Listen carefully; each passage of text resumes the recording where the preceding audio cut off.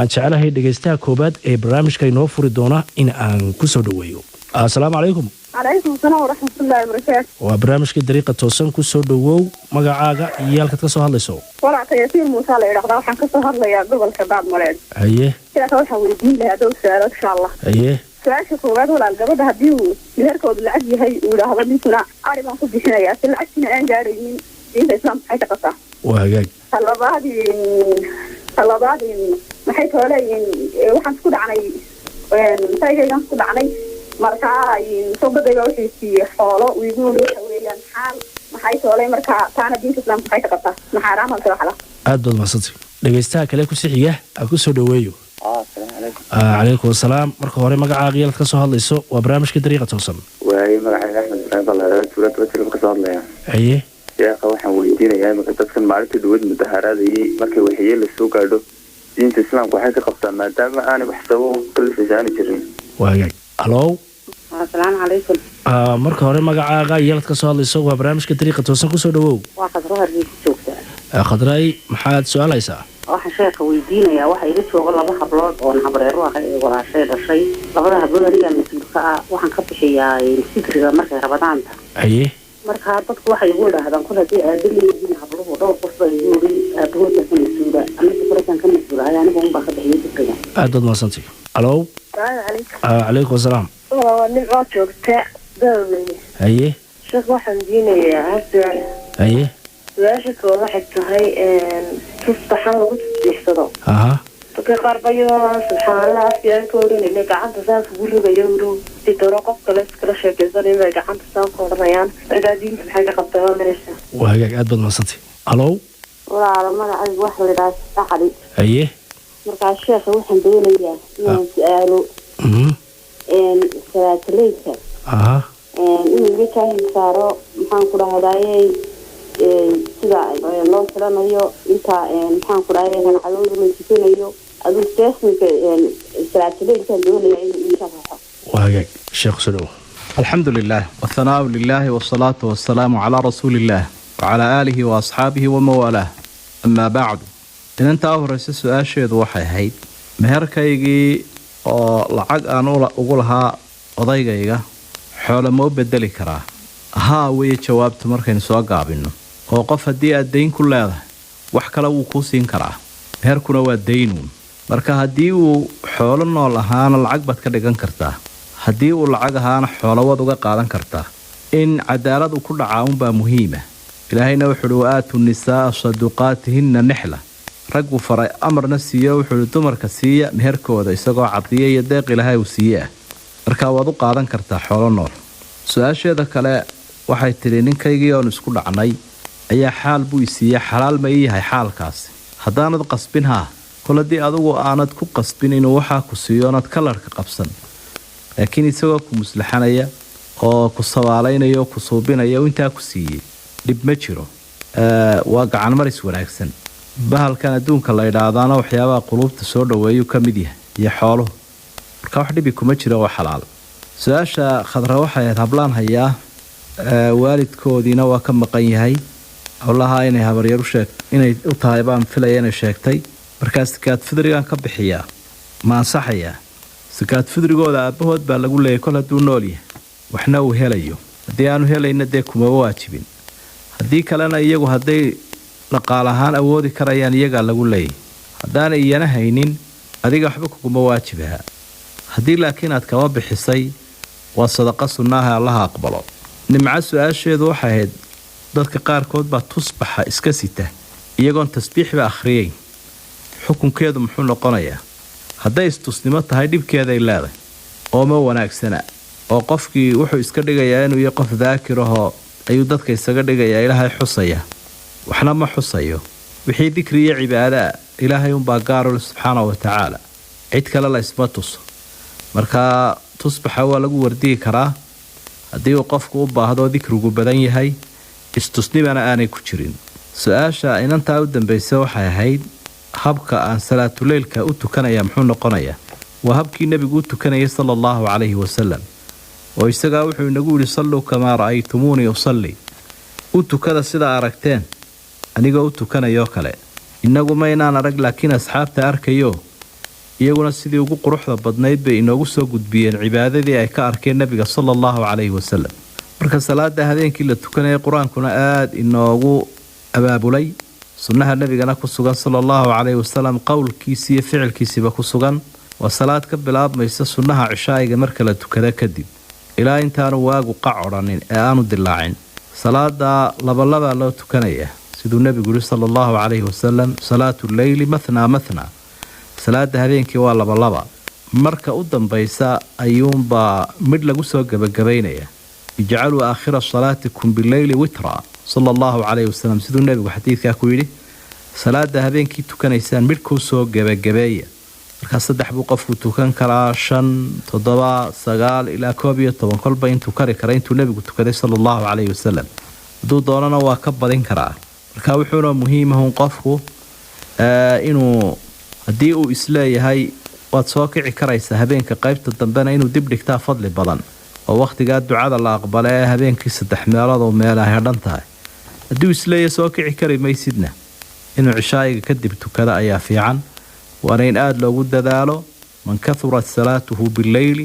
istanaara wajhuhu binnahaar. dadkii saalixiinta nin ka mida baa wuxuu lahaa qofka salaadiisu habeenkii ay badato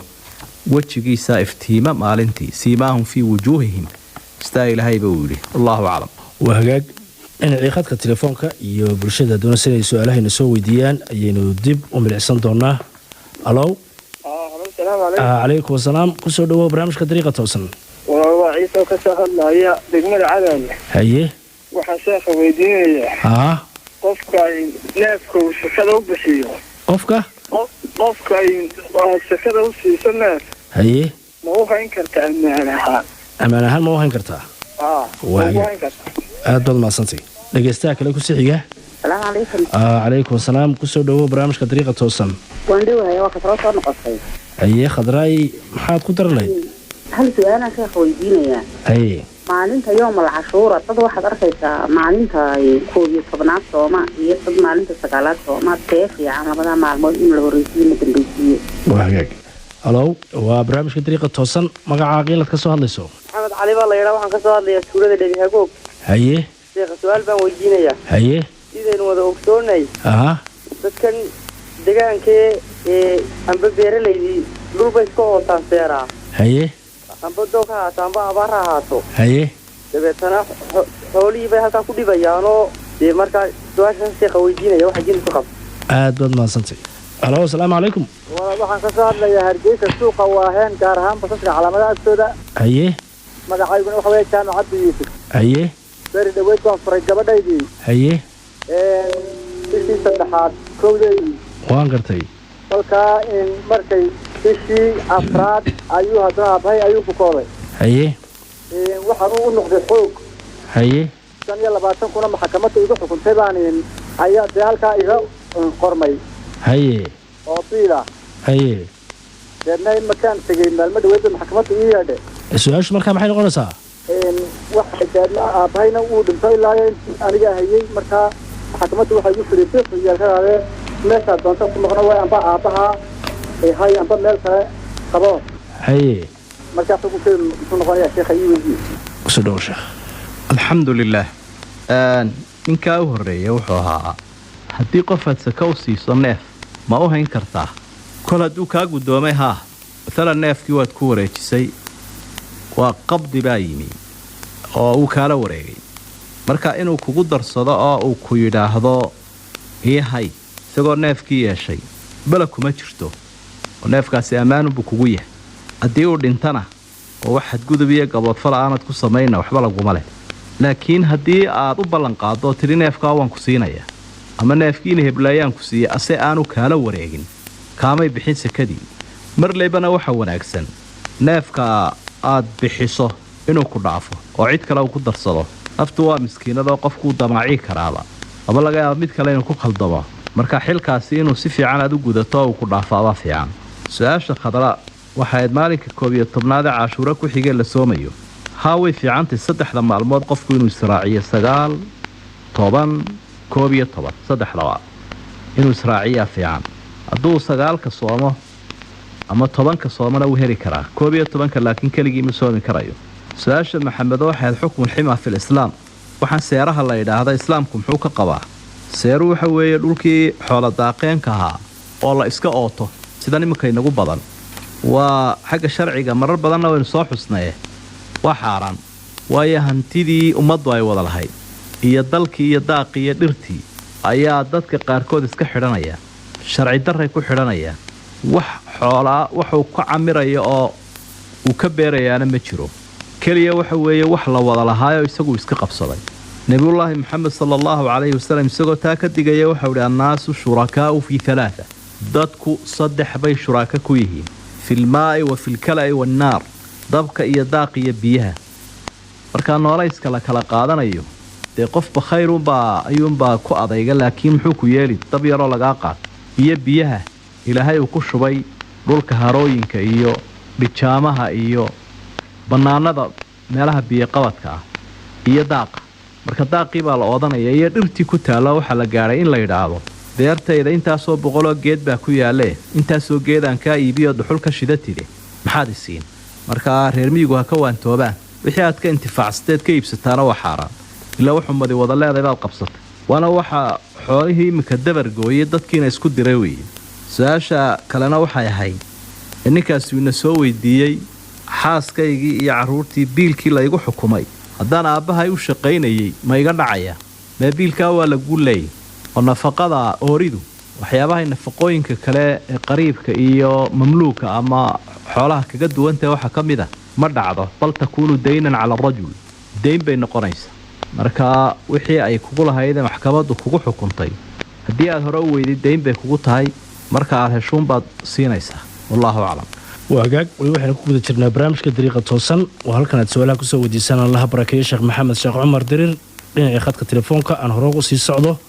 يدقيستها مركب كشريه السلام عليكم. عليكم السلام ورحمة الله وبركاته. كسو دوا برامج كدريقة توصل. والله ما كده هاي حرب شيخ مسألة الفيديو. مركب لما قاعد غيرت كسو هذا سو. ما قاعد والله أيام بلدان داير بشيخ هذا. هيه. أيوة حبيبين في حالته. هيه. خمس صالح واي سنة يستجيب له بني قبنا. هيه. سنة تستدعى بوا كسر مقنع وحدي لا يو وحوض هذا لا يو ما نعرف من المرايا. وانقرتي. كاشيخ محمد أو محمد وكاشيخ دولنا. هاد ضد ما صنتي. ألو السلام عليكم. عليكم السلام ورحمة الله وبركاته. كسو دوا برامج كطريقة توصل. في عمك ومقلي حسن حربي الشيخ يفتح ميقان نضوي الله يجزيك السلام. ألو. أخو مقلي سفي عن مقعاقة. حسن حربي الله الباشا قرده. هيه. إن شاء الله تعالى سؤال بدي جدا والله. هيه. سؤالك ويطلع الواحد ويجي قصك بالآذن كنمعاد إلهي كوم قضي أو سيء هذين أمن نقطي هذين عقمان نقطي هذين ما نقطي هذين أول نقطة منك نمعاد إلهي سيء مرت بسكلا داديو ذنب إنتلك بقول عيدا وسؤالك. هيه. سؤالك لو الواحد ويجي منك لبض المرتبة هذه وبهدي ونفقدي يبيلكي حقوق دي ماركتي حاكمة وكجرة أنا لفتي قدام بإنتين لك بقول عياشات الله بركة سؤالك ويديني أول ناس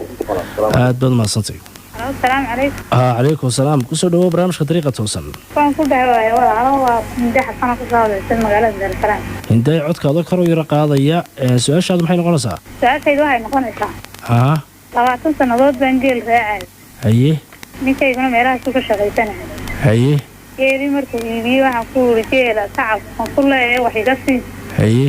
wii diiday diinta islaamka maxay ka qabtaa tacab ma ku leeyahay isagoo xoolihiisii oo aan uga hadha aad baad mahadsantay waa radio hargeysa iyo barnaamijka dariiqa toosan oo halkan aad su-aalaha si toosa ugu soo weydiisaan allaha barakeeye sheekh maxamed sheekh cumar dirir kusoo dhawo barnaamijka dariiqa toosan oo ku dhawaay marka hore magacaaga iyo ka soo hadlayso maxamed baa magacayga waxaan ka hadlayaa masallaha waxaan weydiinayaa wadaadka qof baa meherad diiday meheradii lacag baa siin jirtay bilka meheradii baa kacday marka meheradaas ma ku leedahay marka aad baad mahadsantay ma loo qofanaya intaa wadaadkii weydiiyey shukran alxamdulilah su-aasha ayaan waxay ninkaygii baan ka yimi wax nafaqaa iyo biila ima siinin inta aan ka soo maqnaa sharcigu muxuu ka qabaa waxa isweydiin lama adaa ka soo orday mise isagaa ku soo eriyey haddii adigoo mutamakina ama qoyskeedii wadata reerkeedii ilaashanaysa uu kugu xadgudbu ku eriyey biilkii waad ku leedahay dayn baanu ku noqonaya wakhtiga alla uu kuu suuro geliyana dee ama maxkamad baad kaga qaadaan ama waad ka saamixi ama uu ku siin saddexdaa midunbay noqonaysa haddii laakiin adugu aad iskaga soo firdhatay sabab la-aan gefkana aad lahayd waxba kuma lihid taana dee haddii aanad qof wadaanu naftiisa been u sheegay wuu garan karaa inuu isagu laga gardaray inuu xadgudbayo jawaabta sharcigu waa caynkaasoo ruuxa dumarka ahay markay aqbalkeen tahay ninka amarkiisa ay qaadanaysa wixii sharciya ayay ku leedahay biilka su-aalaha shaqale waxay ahayd ciddaan ku mahadnaqin nicmada ilaahay nuqsaantay leedahay dee ilaahay baa ka jawaaba wuxuu la in shakartum la asiidannakum wala in kafartum inna cadaabii la shadiid haddaa ii mahadnaqdaan waan kordhin doonaa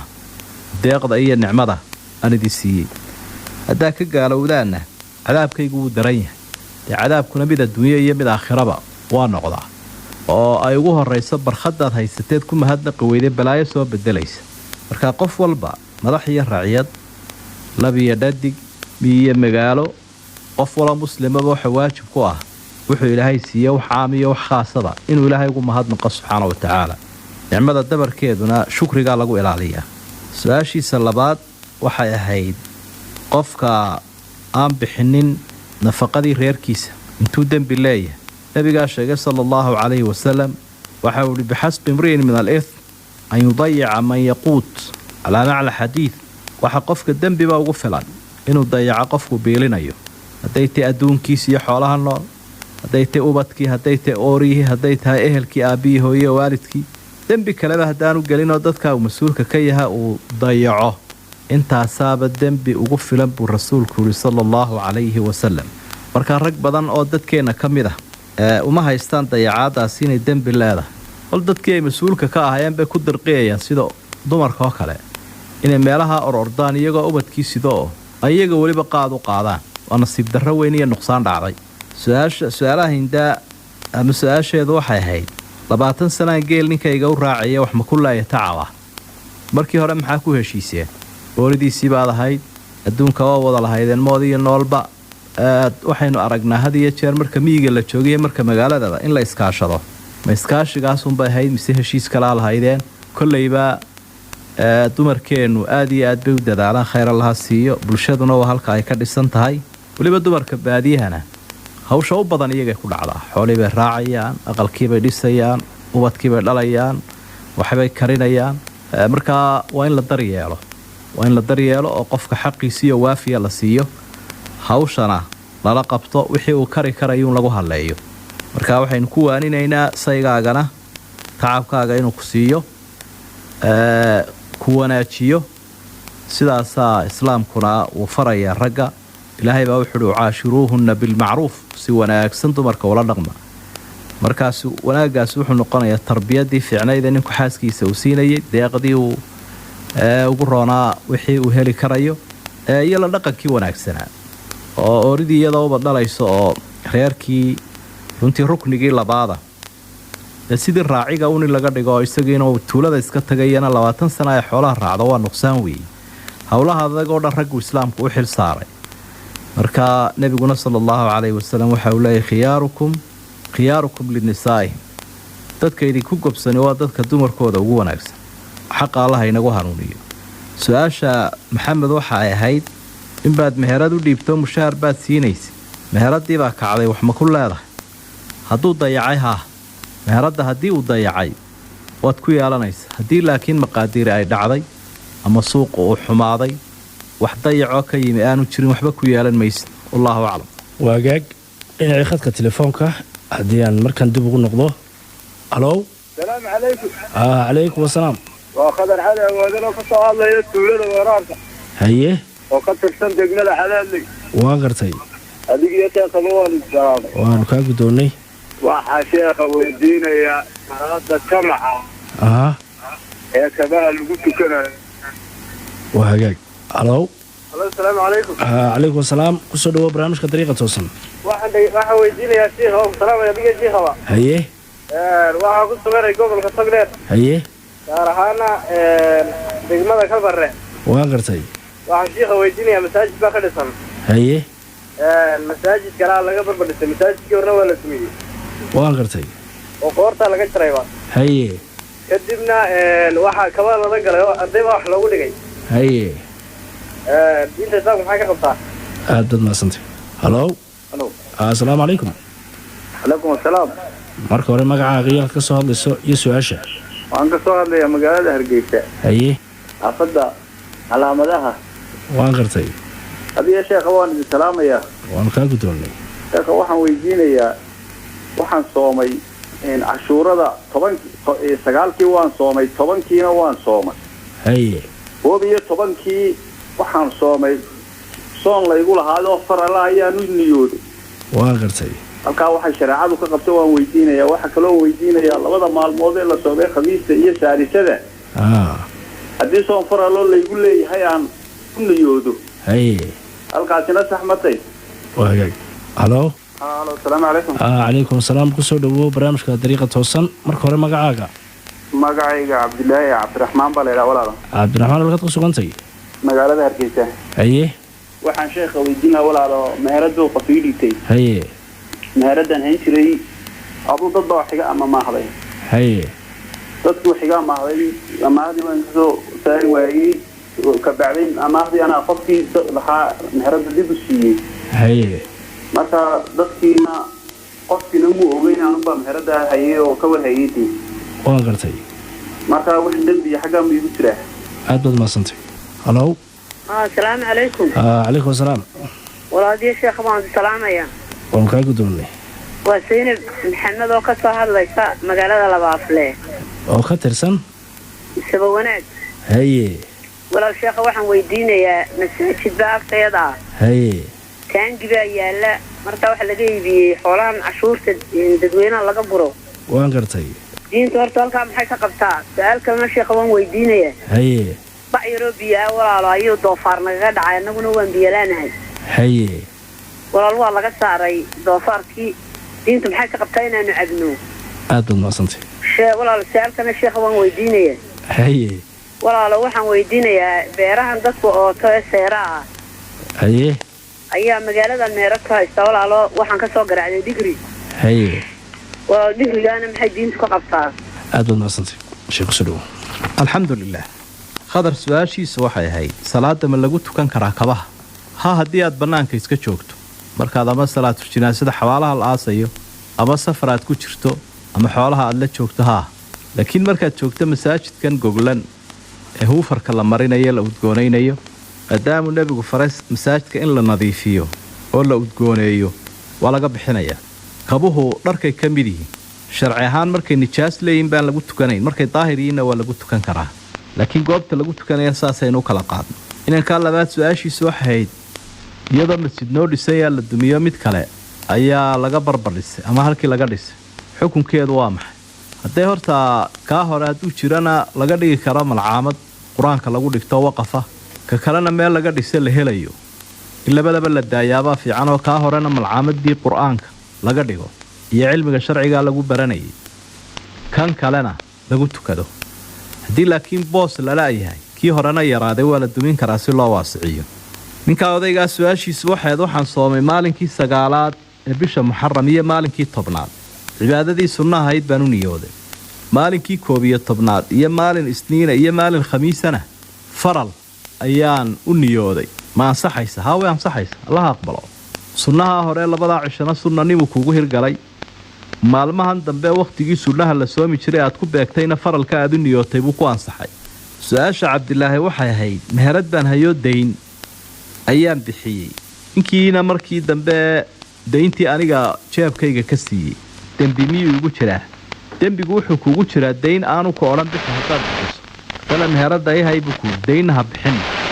haddaad bixiso waad ku gafaysa waa ammaanadii aad haysoo meeshii lagudhi dhig meelaan ahayn aad ku bixisa qofka waa inaad tidhaahdaa dayn ma bixinayo qofkana xoolihiisu waa inay u yaallaan walmuslimuuna calaa shuruudihim rasuulku wuxuu leeyay sala allahu calayhi wasalam dadka muslimiintahay shuruudday dhigteen bay ku wada soconayaan nin baa xoolihiisii nin kale u dhiibaya wuxuu idhi xoolahaygaa daynna ha u bixinin baddana ha kaga shaqaynin walaa meelooda khatar badan markaa shardigaa waa inaad fulisaa iminkana ka toobadkeen qofkana wixiisiisii su-aasha saynab su-aalaheeda hore waxay ahayd taangigaa cashuurta laga soo iibiyey biyii weysada ma lagu shuban karaa waa lagu shuban karaa waana laga weysiisan karaa doofaar baa naga dhacay bacdii aanu dhigannay ee maxaanu ka yeelnaa iska daayoo meel kale intifaacsada xooluhu ha cabbaan biyaha idinkuna kuwa cabbaysaana ku dahaaro qaadanaysaan qaar kale raadsada meel seera ah oo nin ootay ayaan geed dhigriya ka soo goostay ma ii bannaan yahay dee waa daaqii ilaahay oo inuu ootaaba sax ma ahayn dhirtiya daaqa horeynu soo xusnay su-aalii horeynu soo sheegayna in la wada leeyay markaa meel dadku lahaa unbuu iska xidhay wixii aad ka soo qaadatay xalaal buu kuu yahay dhibna ma leh wallaahu aclam waa hagaag dhinacii khadka telefoonka haddaynu dib ugu noqonno halow salaamu calaykum calaykum wasalaam waa magacay waxaa salaan cabdi xasan gobolka togdheer iyo gobolka togdheer u dhow haye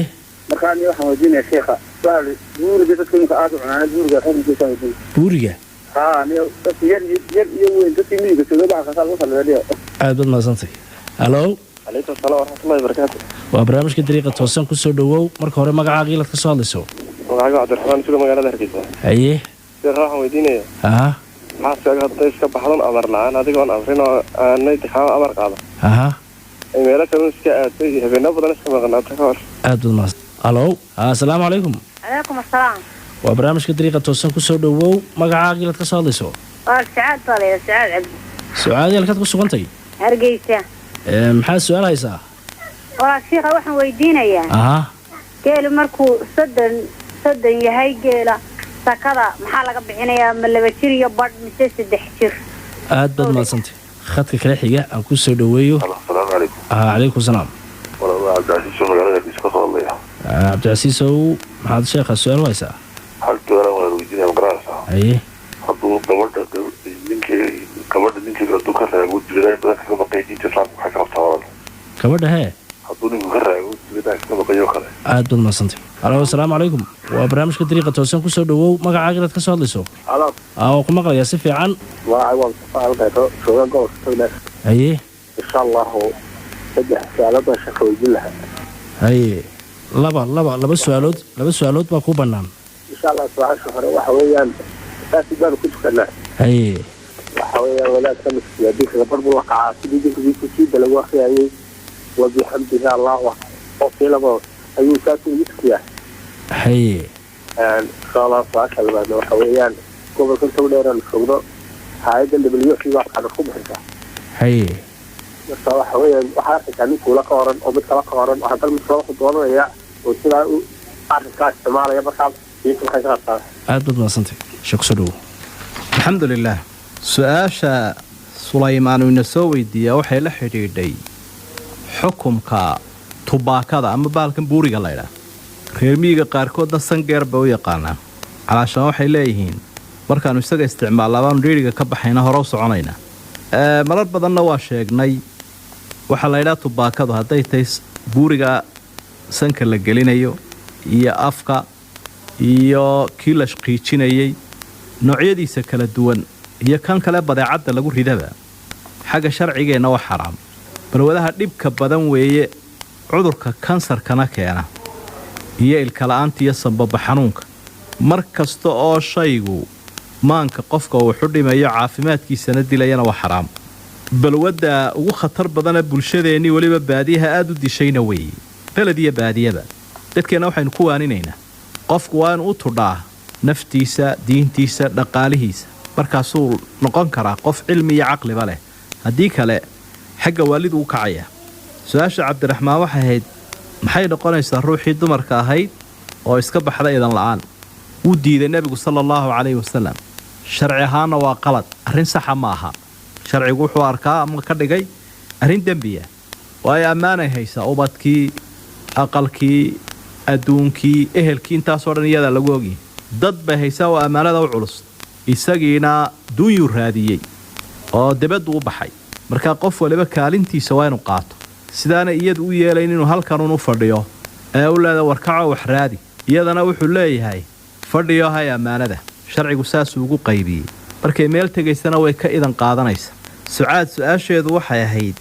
maxaa ka baxaya geela soddonka ah xagga sekada waxaa ka baxaysa qaalin 2 jira ama qaalin 3 jira su-aalaha cabdicasiista hore waxay ahayd muxuu noqonayaa inuu ninku reerkiisa ka maqnaado muddo dheer waa arrin aan wanaagsanayn haddaan duruufi kallifin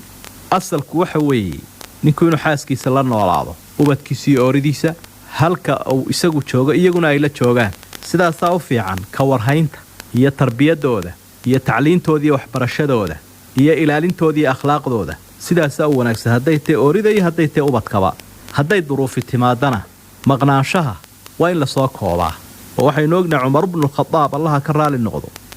radia allaahu canh madaxweynihii muslimiinta ee labaad abubakar ku xigay ciidanku markay 4 bilood meelaha maqnaadaan ayuu soo fasaxi jiro xaasaskooda u soo fasaxayay innagana nasiib darra waxaad arkaysaa ruux dumara ku odhanaysa ninkii 5 sano maqan yahay ama 10 buu maqan yahay ku odhanaya qaarkood marka waa dayacaad waa in loo dadaalaa taasina waa midhaan wanaagsanayn su-aasha kale waxa ay la xidhiidhaa waxa isaguna ina soo weydiiyey mustafa 2 su'aalood tawra waxay ahayd imaamku markuu na tukinayo subxaanallaahi wabixamdihi allaahu akbar budhaw isku xidhiidhiyaa soo toosida iyo wabixamdihi allaahu akbar ma waa in la kala gooyaa oo rukuucdana waxbaa lagu akhriyaa ictidaalka isagana waxbaa lagu akhriyaa sarajooga ka dambeeya waa ictidaalku rukuucda sujuudda waxaa lagu akhriyaa tasbiix fadhiga sujuudda labada sujuudood u dhexeeya marka mid walba shaygii lagu akhrinayay ayaa loo daynayaa waana in la kala saaro oo allaahu akbar iyadu waa takbiiratu lintiqaal markuu qofku sii socduu soo socdo ayuu allahu akbarta akhriyaya marka kalena dikrigu akhriya waa inuu kala saaro adiguna haddii aad saa u dareemayso waa loo naseexeeyaa qofka walaalkaaya oo waxaa la yidhaahdaa sheekhow sidaas iyo sidaas maxay noqonaysaa waxaa laga yaabaa inuu ama wax kugu jawaabo ama wax uu kula fahmaba su-aasha kale uuna soo weydiiyey mustafa waxay ahayd maalkan ama xoolahan hay-addu ay bixinaysa hay-adu ay bixiyaan qof baa kaadhar badan loo meelo badan iska qoraya maxay noqonaysaa sax ma aha waxaan waxa la doonayaa inuu dadka wada gaadho waxaa la doonayaa guryo badan inuu galo laakiin qof qudhuun inuu idhaahdo anaa baahanoo wixiiba uu hor fadhiisto sax maaha marka ciddii maamulee la soo gaadhsiiyaana waa inay sidii la isku ogaa iyo si cadaalada dadka u gaadhsiiyaan qofka wax qaadanayaana waa inuu walaalihiisa kale ogolaadaa inay wax la cunaanoo isagu kaadhkiisu inuu qaato oo aanu khiyaamo iyo dustus waxba ku qaadanin waxa la yidhaahdo maalkuna wuxuu ku fiican yahay cun iyo cun marka ummadda loo keeno kii lagu siiyey baabay tahayba inaad gaadhsiiso walaalkaa kii isaga la siin laha inaad ka hor joogsataana sax maaha dadka kuu keena eeg meel kasta a ka soo qaadeen adduunyada dabadeeday ka keeneen adigaanay kuu keenan iyo walaalkaaga ku ag jooga marka inaad walaalkaasii hor fadhiisatay iyo mid kaa miskiinsan waa nasiib darro marka sidii aynu dhaqanka u lahayn cunnadu cun iyo cun bay ku fiican tahaye anigoo keliya ay ugu filan tahay iyo ima dheera meesha ma qabatay aynu iska dayna sharciguna wuxuu qabaa sidaa loogu talagalay inuu dadka u gaadho wallaahu aclam aad iyo aad ayuu mahadsan yahay ilaahay cilmigii caafimaadkaba ha u barakeeyo sheekh maxamed sheekh cumar dirir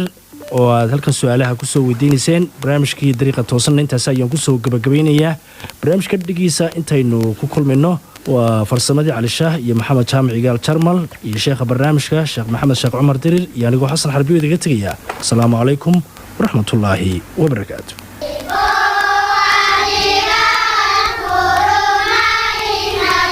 adiga